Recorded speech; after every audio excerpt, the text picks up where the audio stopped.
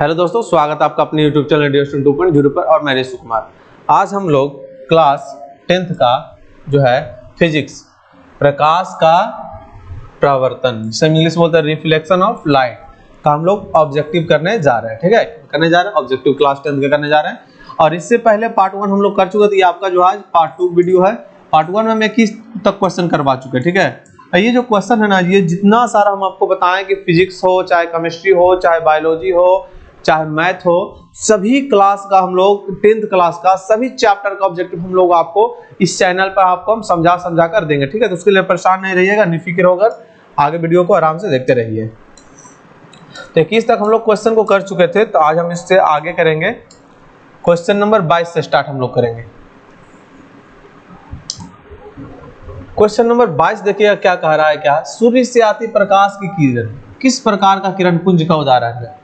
यानी सूर्य से जो आती प्रकाश की किरण आ रहा है, किस प्रकार का किरण पुंज का उदाहरण है। तो हम आपको पिछले वीडियो में बताए थे, जब कोई भी बहुत दूर से प्रकाश की किरण आती है तो उस प्रकार के किरण पुंज को हम लोग समानांतर किरण पुंज कहते हैं। तो सूर्य हमारे पृथ्वी से बहुत ज्यादा दूर है, इसलिए सूर्य से आती जो प्रकाश की किरणें हैं समानांतर किरण पुंज का उदाहरण है। ठीक है, 23 नंबर है, किस किरण पुंज में किरणें एक बिंदु स्रोत पर आकर मिलती है। तो आपका हो जाएगा अभिसारी किरण पुंज। अभिसारी किरण पुंज में क्या होता है कि प्रकाश की किरणें बहुत अलग अलग दिशाओं से आकर एक बिंदु पर क्या होता है, मिल जाता है। इस प्रकार के किरण पुंज को बोलते हैं अभिसारी किरण पुंज।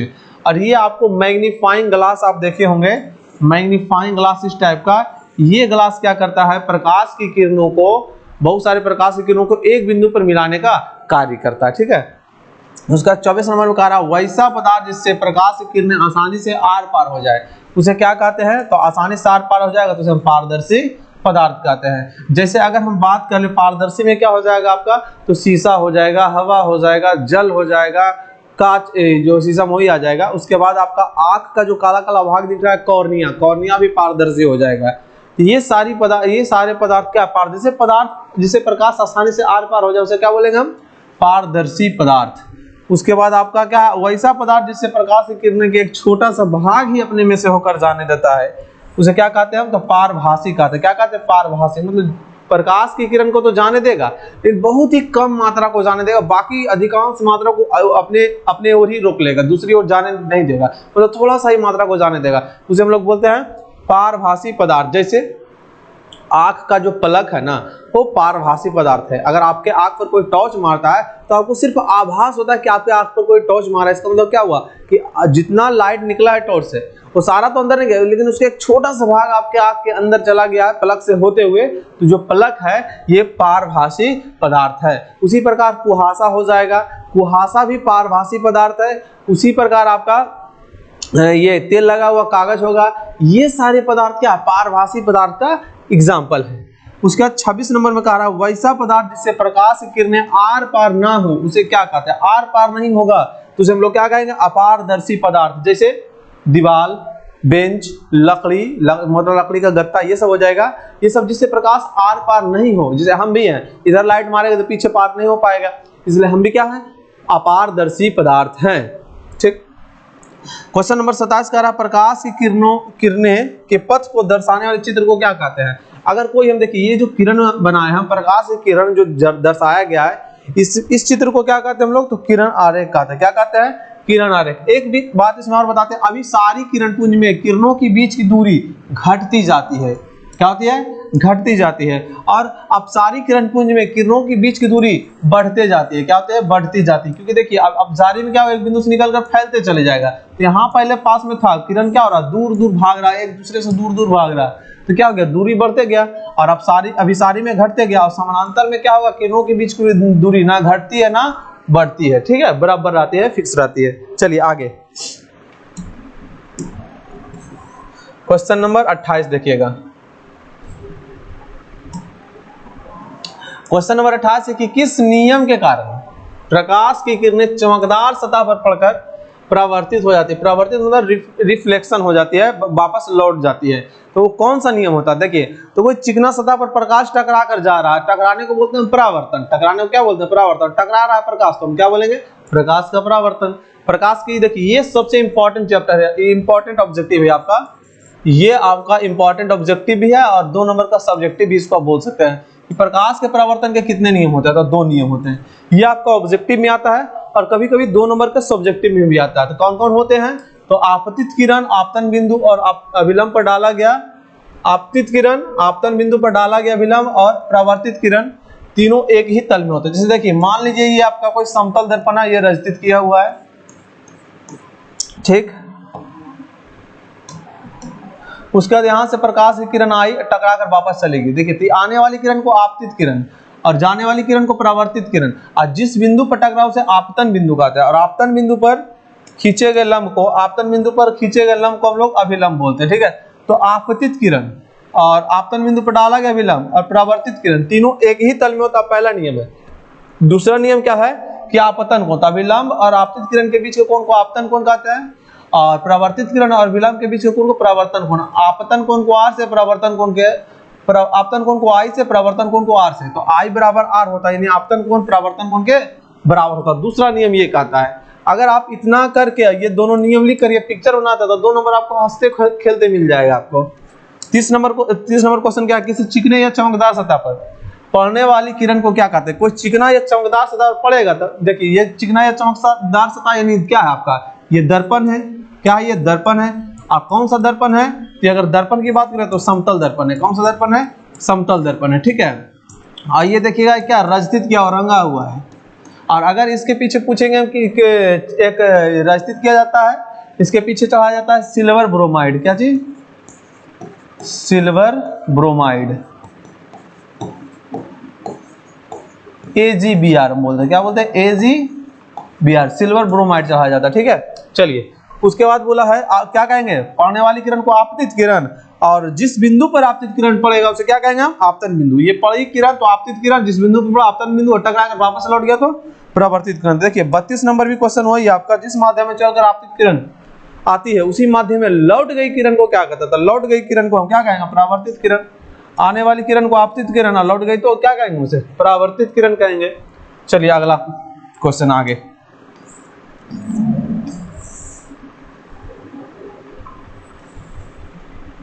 देखिए उसके बाद क्या है आपका, आपतित किरण और अभिलंब के बीच बने कोण को क्या कहता था। अभी बताया था आपको आपतित किरण, ये आपतित किरण है, परावर्तित किरण या अभिलंब है। आपतित किरण, परावर्तित किरण, आपतित किरण और अभिलंब के बीच बने कोण को आपतन कोण कहते हैं। इसका आंसर हो जाएगा आपतन कोण। और वही पूछेगा परावर्तित किरण और अभिलंब के बीच बने कोण को, तो परावर्तन कोण से R से लिखते हैं। देखिए परावर्तन कोण हो गया। 35 नंबर। 36 का रहा है क्या, जब प्रकाश की किरण किसी समतल दर्पण पर लंबवत पड़ती है तो परावर्तन कोण का मान क्या होता है, आपतन और परावर्तन कोण का मान क्या होता है। देखिए ये मान लेते हैं एक समतल दर्पण है, इसमें प्रकाश की किरण लंबवत पड़ी तो क्या होगा, एक्चुअली जब प्रकाश समतल दर्पण पर प्रकाश की किरण लंबवत पड़ेगी तो वह वापस उसी माध्यम में क्या हो जाएगी, लौट जाएगी। मतलब जिस प्रकार से आया उसी प्रकार से ऐसा आया ऐसा लौट जाएगा। तो यहाँ आपतन कोण, यहाँ 90 डिग्री पर लंबवत आया तो आपतन कोण और परावर्तन कोण कुछ बना ही नहीं। अब कुछ नहीं बना तो क्या बोलेंगे हम यहाँ पर, शून्य, जीरो बोलेंगे हम। यानी जब लंबवत पड़ेगा तो आपतन कोण और परावर्तन कोण क्या हो जाएगा, जीरो हो जाएगा। उसके बाद 37 में कहा कि परावर्तित किरण कितने प्रकार के होते हैं और कौन कौन, सॉरी प्रतिबिंब कितने प्रकार के होते हैं, इमेज कितने प्रकार का होता है, कौन कौन होता है। 2 प्रकार के होते हैं। नंबर 1 में वास्तविक प्रतिबिंब, दूसरा है काल्पनिक या आभासी प्रतिबिंब। प्रतिबिंब कितने प्रकार के होते हैं, 2 प्रकार के, वास्तविक और काल्पनिक। वास्तविक प्रतिबिंब किस दर्पण की सहायता से बनेगा, तो अवतल दर्पण की सहायता से। वास्तविक प्रतिबिंब किस दर्पण की सहायता से बनेगा, अवतल दर्पण। और किस लेंस की सहायता से बनेगा, तो उत्तल लेंस। ध्यान रखिएगा, वास्तविक प्रतिबिंब किस दर्पण की सहायता से बनेगा, तो अवतल दर्पण। और किस लेंस की सहायता से, तो उत्तल लेंस, ठीक। वास्तविक प्रतिबिंब प्रधान या मुखच के नीचे बनता है। वास्तविक प्रतिबिंब वस्तु की अपेक्षा उल्टा बनता है। वास्तविक प्रतिबिंब को पर्दे पर प्राप्त किया जा सकता है। तो ये देखिए अगला 38 नंबर में आया कि किस प्रतिबिंब को पर्दे पर प्राप्त किया जा सकता है, तो वास्तविक प्रतिबिंब को। वास्तविक प्रतिबिंब वस्तु की अपेक्षा क्या होता है, उल्टा होता है। किस प्रतिबिंब को पर्दे पर प्राप्त नहीं किया जा सकता, तो आभासी या काल्पनिक प्रतिबिंब को। आभासी या काल्पनिक प्रतिबिंब को पर्दे पर प्राप्त नहीं किया जा सकता है। और किस दर्पण के सहायता से आभासी काल्पनिक प्रतिबिंब बनेगा, तो ध्यान रखिएगा सभी प्रकार के दर्पण और सभी प्रकार के लेंस से काल्पनिक प्रतिबिंब का निर्माण होता है। लेकिन सिर्फ पूछेगा किस दर्पण में काल्पनिक प्रतिबिंब सिर्फ बनता है, तो होगा आपका समतल और उत्तल। फिर इसी में पूछेगा किस दर्पण में काल्पनिक और वस्तु के बराबर प्रतिबिंब का निर्माण होता है, तो समतल में। और किस दर्पण में काल्पनिक और वस्तु से छोटा प्रतिबिंब का निर्माण होता था उत्तल में। और फिर पूछेगा किस दर्पण में काल्पनिक और वास्तविक दोनों प्रकार के प्रतिबिंब का निर्माण होता तो होगा अवतल में। ठीक है, ये सब बात ध्यान रखिएगा। चलिए, तो आगे कह रहा है 41 नंबर में कि आभासी प्रतिबिंब या काल्पनिक प्रतिबिंब वस्तु की अपेक्षा क्या होता है, तो सीधा होता है ना। उसके बाद कहा हॉस्पिटल वाहन में, हॉस्पिटल वाहन मतलब हॉस्पिटल के गाड़ी में एम्बुलेंस उल्टा लिखा हुआ रहता है। हॉस्पिटल के गाड़ी में एम्बुलेंस उल्टा लिखा हुआ रहता है, परंतु किसी दूसरे वाहन में वह सीधा दिखाई पड़ता है। किस परिवर्तन के कारण? इसी को हम बोलते हैं पार्श्व परिवर्तन। क्या बोलते हैं? पार्श्व परिवर्तन या पार्श्व उत्क्रमण बोलते हैं। ठीक है, यानी क्या होगा कि बाएं वाले साइड को दाएं दिखा देता है और दाएं वाले साइड को बाएं दिखा देता है। इस घटना को हम लोग बोलते हैं पार्श्व परिवर्तन। ठीक है, और इसी कारण हॉस्पिटल वाहन में एम्बुलेंस उल्टा लिखा रहता है ताकि वह दूसरा गाड़ी के मिरर में देखे तो सीधा दिखाई पड़े और तुरंत पढ़कर उसको क्या दे दे, रास्ता दे दे। ठीक है, चलिए 43 नंबर क्वेश्चन का रहा समतल दर्पण में प्रतिबिंब का निर्माण कहाँ होता है? समतल दर्पण में दर्पण के पीछे बनेगा। और ध्यान रखिएगा, दर्पण के पीछे बनेगा तब काल्पनिक होगा, दर्पण के आगे बनेगा तो वास्तविक प्रतिबिंब का निर्माण होगा। समतल दर्पण में प्रतिबिंब दर्पण के कहाँ बनता है? पीछे बनता है। और दर्पण के पीछे बनेगा तो काल्पनिक प्रतिबिंब का निर्माण होगा, और दर्पण के आगे बनेगा तो वास्तविक प्रतिबिंब का निर्माण होगा। इस बात को ध्यान रखिएगा। 44 में कह रहा है समतल दर्पण का फोकसांतर कितना होता था? समतल दर्पण का फोकसांतर क्या होता है? अनंत होता है। समतल दर्पण का फोकसांतर अनंत होता है। ठीक है, ध्यान रखिएगा। 45 में कह रहा है समतल दर्पण पर लंबवत पड़ने वाली प्रकाश की किरण का प्रवर्तन किस प्रकार होता है? लंबवत पड़ेगा तब वापस उसी पथ पर क्या हो जाएगा? लौट जाएगा। अगर किसी अभी तो पढ़ाए इसको, समतल दर्पण पर लंबवत पड़ेगा प्रकाश का प्रवर्तन तो वापस उसी पथ पर लौट जाएगा। आपतन को परावर्तन कोण का मान क्या हो जाएगा? 0 हो जाएगा। 46 में कह रहा आपका समतल दर्पण में कैसा प्रतिबिंब बनता है? तो समतल दर्पण में सीधा बनेगा और काल्पनिक बनेगा, सीधा बनेगा और काल्पनिक बनेगा। अब वस्तु के बराबर, एक चीज और इसमें डाल दीजिएगा, वस्तु के बराबर बराबर। चलिए अगला क्वेश्चन क्या कर रहा है? समतल दर्पण में प्रतिबिंब की दूरी और वस्तु की दूरी क्या होती है? तो वस्तु क्या होगा? इसमें भी बराबर होगा। यानी कहने का मतलब क्या, ये तो हाइट में बात के बराबर बनेगा, लेकिन अगर हम समतल दर्पण से हम 10 मीटर आगे हैं तो हो गया हमारा प्रतिबिंब वस्तु दूरी, और हमारा प्रतिबिंब दर्पण से कितना पीछे बनेगा? मान लीजिए 10 मीटर पीछे बना तो हो गया प्रतिबिंब दूरी, है ना। दर्पण से हम जितना वस्तु आगे उसे बोलेंगे वस्तु दूरी, और दर्पण से जितना प्रतिबिंब दूर है उसे हम बोलेंगे प्रतिबिंब दूरी। तो मान लीजिए हम दर्पण से 10 मीटर आगे तो हमारा प्रतिबिंब भी दर्पण से 10 मीटर पीछे बनेगा। तो ये बोला वस्तु के क्या होगा? प्रतिबिंब दूरी वस्तु की दूरी के बराबर होती है। 48 में कह रहा समतल दर्पण में प्रतिबिंब पार्श्विक रूप से क्या होता है? तो पार्श्विक रूप से क्या बनेगा? उल्टा बनेगा। इनको टी शर्ट में कुछ पहने हुए हैं, कुछ लिखा हुआ, वो लिखावट आपको दर्पण में उल्टा दिखेगा, उसी को बोलते हैं पार्श्विक रूप से क्या बनेगा? उल्टा बनेगा।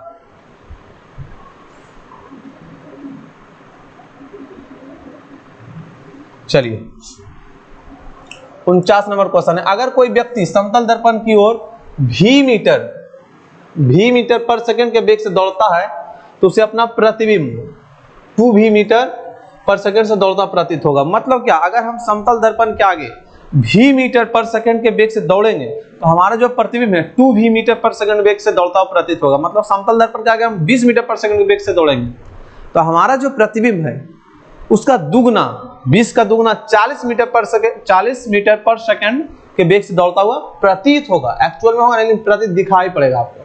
ठीक है, उसके बाद कहा 50 नंबर में किसी वस्तु की पूरी लंबाई देखने के लिए दर्पण की लंबाई कम से कम कितनी होनी चाहिए? तो क्या होगा? वस्तु की लंबाई की आधी, यानी किसी वस्तु का पूरा प्रतिबिंब चाहते हैं हम उस दर्पण में दिख जाए तो हम लोगों को जो दर्पण है कितना बड़ा लेना पड़ेगा? तो जितना बड़ा वस्तु को देखना उसका आधा। अगर मान लीजिए हमारा हाइट 5 फीट है तो हमको दर्पण कम से कम कितना बड़ा लेना पड़ेगा? तो उसका आधा यानी 2.5 फीट लेंगे तब हमारा सिर से लेकर पैर तक दिखाई पड़ेगा। अन्यथा अगर हम उससे 2.5 फीट से कम लेंगे तो अगर सिर दिख रहा है तो हल्का सा पैर कटेगा, जिसके अनुसार जैसे कम लें, और अगर पैर दिख रहा है तो सिर कटेगा, पूरा नहीं दिखाई पड़ेगा। ठीक है, हाँ अगर 5 है 2.5 से ज्यादा है तो कोई दिक्कत नहीं, न्यूनतम कितना होना चाहिए? तो वस्तु की लंबाई की आधी होनी चाहिए। ठीक है, 51 में कहा दो समतल दर्पण को समानांतर रखने पर कितने प्रतिबिंब बनते हैं? अनंत प्रतिबिंब बनते हैं। दो समतल दर्पण को अगर हम समानांतर रख दे तो उसके बीच रखी वस्तु का अनंत प्रतिबिंब का निर्माण होगा। इसमें सबसे साफ कौन दिखेगा? तो सबसे साफ इसमें आपका कौन दिखेगा? दूसरा प्रतिबिंब सबसे साफ दिखाई पड़ता है। 52 का रहा जिस दर्पण का परावर्तक सतह किसी खोखले गोले का एक भाग होता है उसे कौन सा दर्पण कहते हैं हम लोग? तो उसे गोलीय दर्पण कहते हैं। इसके गोलीय दर्पण क्या होता है? किसी खोखले गोला, मान लीजिए कि कोई एक शीशा का गोला है, खोखला, अंदर से खोखला है, उसे काट कर इस प्रकार से इसको काट कर अलग कर दिया गया। अब ये बन गया गोलीय दर्पण। अब इसको रंगने पर डिपेंड है कि अवतल होगा कि उत्तल। अगर देखिए ये जो उठा हुआ भाग है वो बाहरी सतह है और धंसा हुआ भाग भीतरी सतह है, तो अगर बाहरी सतह को हम रंग दें तो ये बन जाएगा आपका अवतल दर्पण, और अगर इसी को अगर हम भीतरी सतह को रंग दें तो ये हो जाएगा आपका उत्तल दर्पण। ठीक है, तो ही बोला गोलीय दर्पण। गोलीय दर्पण कितने प्रकार का था? अवतल और उत्तल दो प्रकार के। तो लिखे यहाँ पर देखिए गोलीय दर्पण कितने प्रकार का होता है और कौन कौन? आंसर में क्या है आपका? दो प्रकार के, अवतल दर्पण और उत्तल दर्पण। 54 में कहा किस गोलीय दर्पण का भीतरी सतह परावर्तक और बाहरी सतह रजतित होता है? देखिए क्या बोला? भीतरी सतह परावर्तक। परावर्तक मतलब प्रकाश टकरा उससे वापस चला जाए। तो देखिए भीतरी सतह परावर्तक है, बाहरी सतह क्या? रजतित है, रंगा हुआ। तो कौन सा दर्पण? अवतल दर्पण है। ठीक है, उसी प्रकार अगला क्वेश्चन में पूछेगा आपका, क्या पूछेगा कि बाहरी सतह क्या होना चाहिए? भीतरी सतह जो है रजतित और बाहरी सतह परावर्तक। तो किसमें होगा? उत्तल में होगा। देखिए वही क्वेश्चन है आपका 55 नंबर में। किस गोलीय दर्पण का भीतरी सतह रजतित और बाहरी सतह परावर्तक होता है? तो आंसर में क्या हो जाएगा आपका? उत्तल। अभी इसी का चर्चा कर रहे थे। 56 नंबर में गोलीय दर्पण के मध्य बिंदु को क्या कहते हैं? ध्रुव कहते हैं। देखिए ये मान लीजिए गोलीय दर्पण है और इसके बीचों बीच वाला पॉइंट को हम बोलते हैं क्या? ध्रुव बोलते हैं। पी से दिखाते हैं, पोल। ठीक है, 57 में आपका क्या है कि गोलीय दर्पण जिस खोखले गोले का भाग होता है उस गोले के केंद्र को क्या कहते हैं? हम बोलते हैं वक्रता केंद्र। क्या बोलते हैं? वक्रता केंद्र। इसलिए कि मान लीजिए ये गोलीय दर्पण है और ये आपका ध्रुव है। अभी किसी न किसी खोखला गोला का क्या होगा? एक भाग होगा। अब खोखला गोला का भाग होगा तो इसको बीचों बीच एक केंद्र होगा, उसको केंद्र को क्या कहेंगे? वक्रता केंद्र। और वक्रता केंद्र और ध्रुव को मिला देंगे तो इसी को कहेंगे हम क्या? वक्रता त्रिज्या, यानी आर से सूचित करते हैं। तो ये क्वेश्चन 58 में है कि दर्पण के ध्रुव और वक्रता केंद्र के बीच की दूरी को क्या कहते हैं? तो वक्रता त्रिज्या कहते हैं हम लोग। 59 में है किस दर्पण में प्रकाश का परावर्तन दर्पण के भीतरी सतह से होता है? तो दर्पण के भीतरी सतह सभी बताया था अवतल दर्पण होगा, और बाहरी सतह से उत्तल दर्पण। भीतरी सतह से अवतल और बाहरी सतह से उत्तल दर्पण। चलिए उसके बाद आपका 61 नंबर क्वेश्चन। चलिए क्वेश्चन नंबर 61 देखते हैं। दर्पण का ध्रुव और वक्रता केंद्र को मिलाने वाली रेखा को क्या कहते हैं? तो क्या कहेंगे? प्रधान या मुख्य अक्ष कहेंगे। जैसे देखिए मान लीजिए अवतल दर्पण है या कोई भी दर्पण है, ये क्या कहलाएगा आपका? ध्रुव। ये यहाँ पर कहीं ना कहीं वक्रता केंद्र होगा। तो ध्रुव और वक्रता केंद्र के बीच की दूरी को हम क्या कहते हैं? तो वक्रता त्रिज्या कहते हैं। लेकिन ये पूरा रेखा को क्या कहेंगे? तो पूरा रेखा को कहेंगे हम प्रधान अक्ष। प्रधान अक्ष या इसी को हम लोग कहते हैं मुख्य अक्ष। प्रधान अक्ष या मुख्य अक्ष। ठीक है, 62 ने बोला कि गोलीय दर्पण की वक्रता त्रिज्या यानी आर, फोकस दूरी की यानी एफ, स्मॉल एफ की क्या होती है?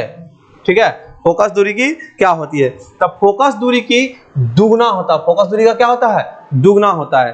63 में देखिएगा कि गोलीय दर्पण की फोकस दूरी वक्रता त्रिज्या की क्या होती है? तो वक्रता त्रिज्या की आधी होती है। गोलीय दर्पण की फोकस दूरी, देखिए दर्पण वक्रता त्रिज्या फोकस दूरी की दुगना, फोकस दूरी का दुगना, समझ रहे हैं? यानी R बराबर क्या हो जाएगा आपका?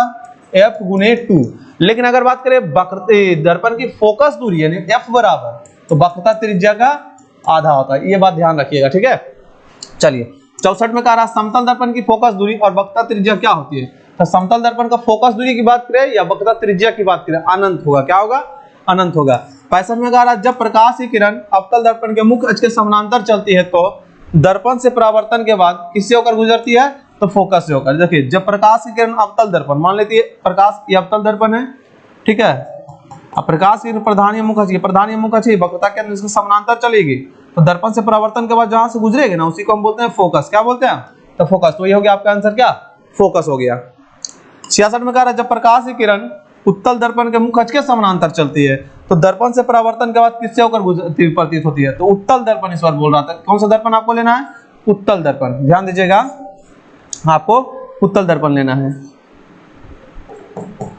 ये हो गया आपका उत्तल दर्पण, ये हो गया आपका ध्रुव, ये आपका वक्रता त्रिज्या। क्या बोला? जब प्रकाश की किरण उत्तल दर्पण के मुख्य अक्ष के समानांतर चलेगी तो देखिए ये टकरा कर इधर चला जाएगा। ठीक है, ये टकराएगा, टकरा के इधर भाग जाएगा। ये दर्पण प्रधान मुख अक्ष को नहीं काटेगा, लेकिन काटता हुआ प्रतीत जहां होगा जबरदस्ती मिला देंगे पीछे, उसी को क्या कहते हैं हम? फोकस। तो ये बोला किससे होकर गुजरती हुई प्रतीत होती है। एक्चुअल में जाता नहीं, एक्चुअल में इस टकरा ऊपर भाग गया ये, लेकिन गुजरती हुई प्रतीत किससे होती है? तो आंसर क्या होगा आपका? फोकस से। ठीक है, चलिए आगे।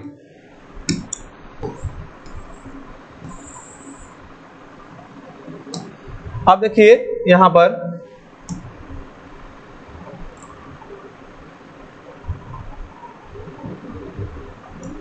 अब देखिए कुछ तालिका यहाँ आपको दिख रहा होगा। ठीक है, इस तालिका को थोड़ा सा समझ लेते हैं और थोड़ा सा एक छोटा सा है हम आपको लॉजिक बताते हैं, ध्यान रखिएगा।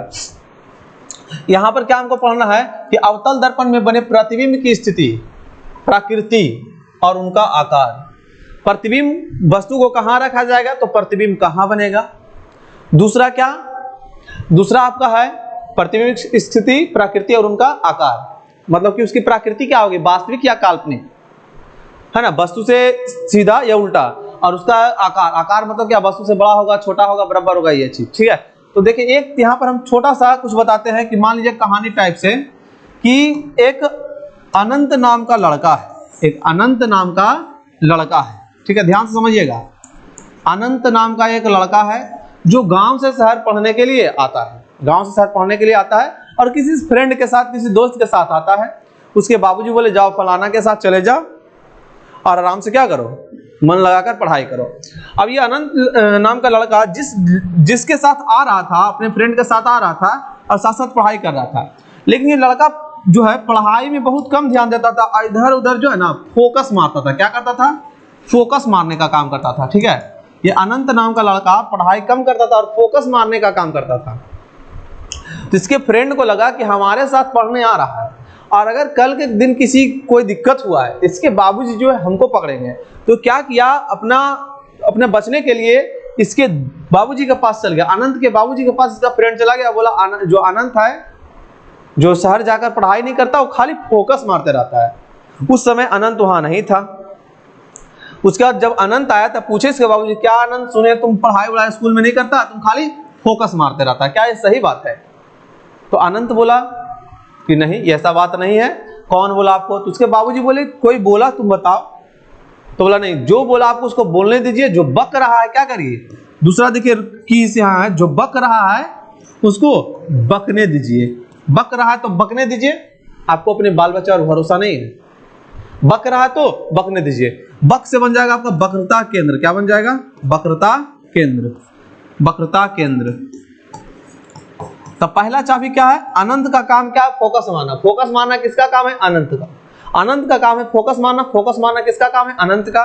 दूसरा बात क्या बोला? जो बक रहा है उसको बकने दिए, मतलब वक्रता केंद्र है तो वक्रता केंद्र होगा। और तीसरा इसका चाबी है पास को पास से और दूर को दूर से।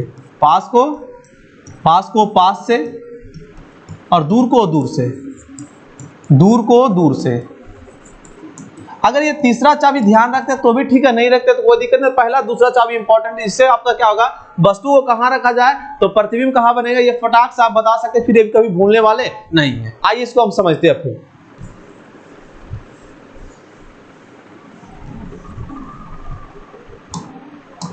चलिए, तो सबसे पहले यहां पर पढ़ेंगे वस्तु की स्थिति और प्रतिबिंब की स्थिति। तो देखिए सबसे पहले बोला ध्रुव पर, ये आपको ध्यान रखना पड़ेगा पहला स्थिति कि जब वस्तु ध्रुव पर है तो प्रतिबिंब ध्रुव पर ही बनेगा, इसमें लॉजिक नहीं लगेगा। जब वस्तु ध्रुव पर तो प्रतिबिंब ध्रुव पर बनेगा। आभासी मतलब काल्पनिक बनेगा और सीधा बनेगा, वस्तु के बराबर बनेगा। सिंपल है ये, ध्रुव पर है ध्रुव पर ही बनेगा।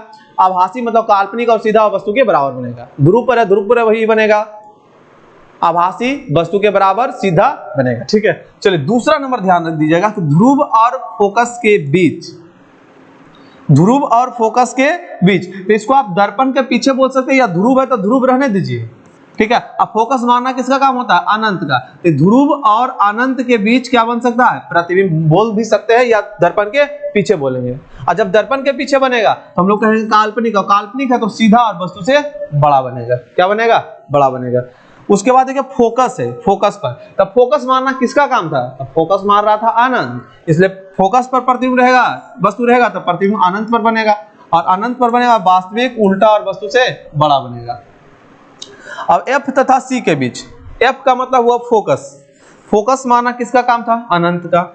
ठीक है, फोकस मारना अनंत का काम था, तो देखिए अनंत हो गया। अब वक्र राशि का मतलब वक्रता केंद्र, वक्र है तो वक्रने दीजिए, तो अनंत और वक्रता केंद्र के बीच, और वास्तविक बनेगा, उल्टा बनेगा, वस्तु से बड़ा बनेगा। ठीक है, चलिए अब देखिए यहाँ पर C है, C पर मतलब वक्रता केंद्र पर, तो वक्रता केंद्र, वक्र लो तो बकेल दो, मतलब वक्रता केंद्र पर है तो वक्रता केंद्र पर बनेगा, वास्तविक बनेगा, उल्टा बनेगा और वस्तु के बराबर बनेगा। और इसमें आपका है वक्रता केंद्र और अनंत के बीच, तो वक्रता केंद्र बक रहा है तो बकने दीजिए, और अनंत नाम का लड़का क्या कर रहा था? फोकस मार रहा था। देखिए तो बक रहा है, बकने दीजिए। अनंत नाम का लड़का फोकस मार रहा था, वक्रता केंद्र और फोकस के बीच हो जाएगा, वास्तविक होगा, उल्टा होगा, वस्तु से छोटा होगा। ठीक, अब एक क्वेश्चन इसका यहाँ पर और रह गया आपका कि अनंत के बीच है, तो अनंत पर, तो अनंत नाम का लड़का क्या कर रहा था, फोकस मार रहा था, तो फोकस मार रहा था तो फोकस पर वास्तविक हो जाएगा, उल्टा हो जाएगा और वस्तु से छोटा। हालांकि इसका पूरा लॉजिक जो है, लॉजिक के माध्यम से आपको एक वीडियो दे देंगे, लेकिन बस आप यहाँ ध्यान रखें क्योंकि ऑब्जेक्टिव डिस्कशन करा रहा है तो ज्यादा आपका वीडियो लंबा ना हो, इसलिए थोड़ा सा स्पीड चल रहा है, ठीक है। चलिए आगे बढ़ते हैं हम लोग।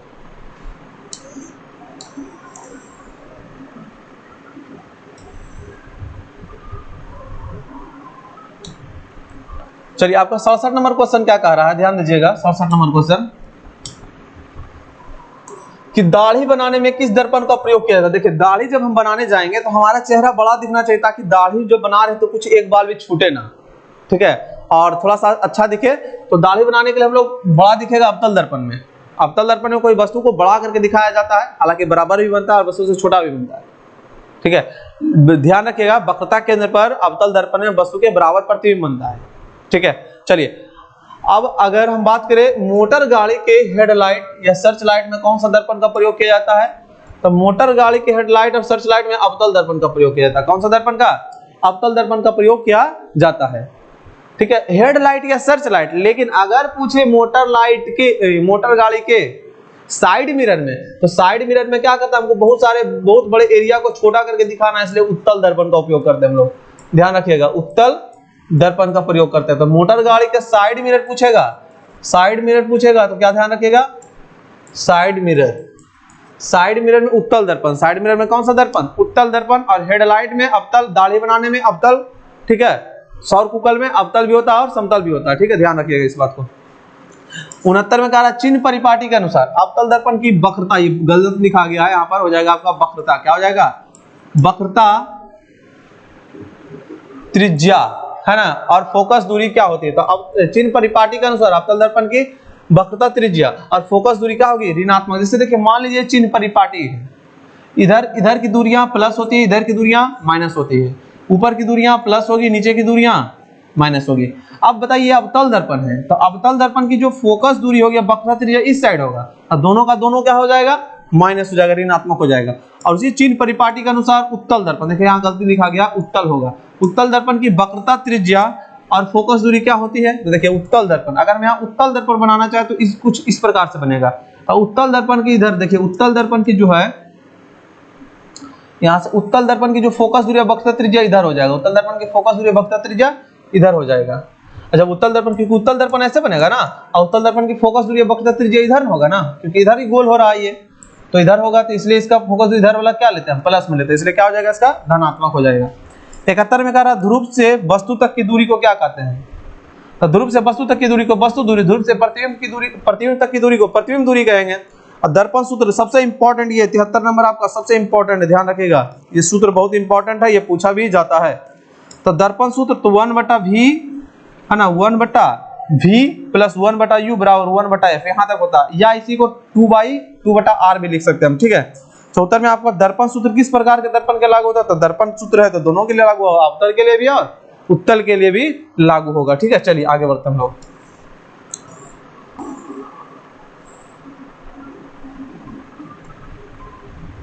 चलिए 75 नंबर क्वेश्चन का प्रतिबिंब, है ना, प्रतिबिंब की ऊंचाई, ध्यान देखिए थोड़ा सा गलत सब टाइप हो गया, प्रतिबिंब की ऊंचाई और वस्तु की ऊंचाई, यहाँ ऊंचाई होगा, ऊंचाई के अनुपात को क्या कहते हैं, ऊंचाई लिखिएगा दोनों जगह, ठीक है। प्रतिबिंब की ऊंचाई और वस्तु की ऊंचाई के अनुपात को आवर्धन कहते हैं, क्या कहते हैं, देखिए यहाँ पर फॉर्मूला लिखा हुआ उसी का, आवर्धन यानी m बराबर प्रतिबिंब की ऊंचाई, यहाँ थोड़ा गलती है, प्रतिबिंब की ऊंचाई यानी h, या स्मॉल h होगा, ध्यान दीजिए गलत है यहाँ पर, ठीक। और वस्तु प्रतिबिंब की ऊंचाई को h डैश से दिखाते हैं, वस्तु की ऊंचाई, यहाँ ऊंचाई होगा तो h, यहाँ से h से दिखा देंगे, यानी आपका अगर हम फॉर्मूला बनाए तो m बराबर h डैश बटा क्या हो जाएगा, h हो जाएगा, यही आवर्धन का क्या होता है, सूत्र होता है। फिर 77 में आपका क्या कह रहा है कि आवर्धन में ऋणात्मक चिन्ह का क्या अर्थ होता है, अगर आवर्धन अगर माइनस में आ जाए उसका मतलब क्या होगा, उसका मतलब प्रतिबिंब वस्तु के सापेक्ष क्या बन रहा है, उल्टा, और उल्टा बन रहा है तो वास्तविक प्रतिबिंब बन रहा है, अगर माइनस में आ गया तो वास्तविक प्रतिबिंब वस्तु के अपेक्षा उल्टा बन रहा है वो। 78 में चिन्ह परिपाटी में मुख्य रूप से ऊपर है, देखिए यहाँ पर थोड़ा सा मिस्टेक है टाइपिंग में, ऊपर की ओर है ना क्या चिन्ह होता है, तो अगर ऊपर चिन्ह परिपाटी में ऊपर जाएंगे तो प्लस, नीचे आएंगे तो माइनस, है ना, इधर चले जाएंगे तो प्लस, इधर आएंगे तो माइनस होता है, तो ऊपर जा रहे हैं तो धनात्मक हो जाएगा, और अगर नीचे आ रहे हैं तो ऋणात्मक होगा। 80 में देखिए चिन्ह परिपाटी में मूल बिंदु से दाईं ओर का चिन्ह, दाईं ओर का चिन्ह धनात्मक, देखिए दाईं ओर को मतलब क्या है, मूल बिंदु है, इधर से जाएंगे तो प्लस, इधर आएंगे बाईं ओर तो माइनस होगा। अब ये देखिए चैप्टर आपका क्या हो गया, यहाँ से एंड हो जाएगा। 81 में वही होगा, देखिए मूल बिंदु से क्या पूछा है, बाईं ओर, तो बाईं ओर क्या होगा, ऋणात्मक होगा। और 82 में किस दर्पण में वस्तु से बड़ा प्रतिबिंब बनता है, तो वस्तु से बड़ा प्रतिबिंब अवतल में बन सकता है। ठीक है, एक ही दर्पण है, अवतल में बन सकता है, वस्तु से बड़ा, समतल में बराबर बनता है, उत्तल में छोटा बनता है। ठीक है, उसके बाद देखिए क्या है आपका 83 में, उत्तल दर्पण से बड़ा, उत्तल दर्पण से बना प्रतिबिंब कैसा होता है, तो जब भी उत्तल दर्पण से बनेगा प्रतिबिंब काल्पनिक होगा एवं सीधा होगा, और समतल से भी काल्पनिक एवं सीधा होगा, लेकिन उत्तल में छोटा होगा, समतल में बराबर होगा। 84 में क्या कहा आपका, प्रकाश की चाल विभिन्न माध्यमों में क्या होता है, भिन्न भिन्न होता है। जैसे देखिए पानी में प्रकाश की चाल अलग होगा, कांच में प्रकाश की चाल अलग होगा, हवा में अलग होगा, निर्वात में अलग होगा। देखिए हवा और निर्वात लगभग सेम होता है। ठीक है, तो अलग अलग माध्यम में प्रकाश की चाल अलग अलग होती है, ध्यान रखिएगा। 85 में कह रहा है किस दर्पण में काल्पनिक छोटा और संपूर्ण प्रतिबिंब का निर्माण होता है, तो उत्तल दर्पण में क्या बनेगा, काल्पनिक प्रतिबिंब बनेगा, छोटा बनेगा और पूरा पिक्चर बनेगा। 86 में कह रहा है सोलर कुकर में कौन सा दर्पण लगा होता है, तो सोलर कुकर में कौन सा दर्पण लगाता है, अवतल दर्पण लगाता है। सोलर कुकर में कौन सा दर्पण लगाता है, अवतल दर्पण लगाता है। तो ये आपका फिजिक्स का चैप्टर 1 का ऑब्जेक्टिव कंप्लीट हो गया है। इसी प्रकार से आप चाहते हैं कि हर एक चैप्टर का आपको ऑब्जेक्टिव मिलते रहेगा, तो आप इस वीडियो को ज्यादा से ज्यादा लाइक करिए, शेयर करिए, सब्सक्राइब करिए, अपने दोस्तों में शेयर करिए। ठीक है, मिलते हैं कल नेक्स्ट वीडियो में, तब तक के लिए धन्यवाद, जय हिंद।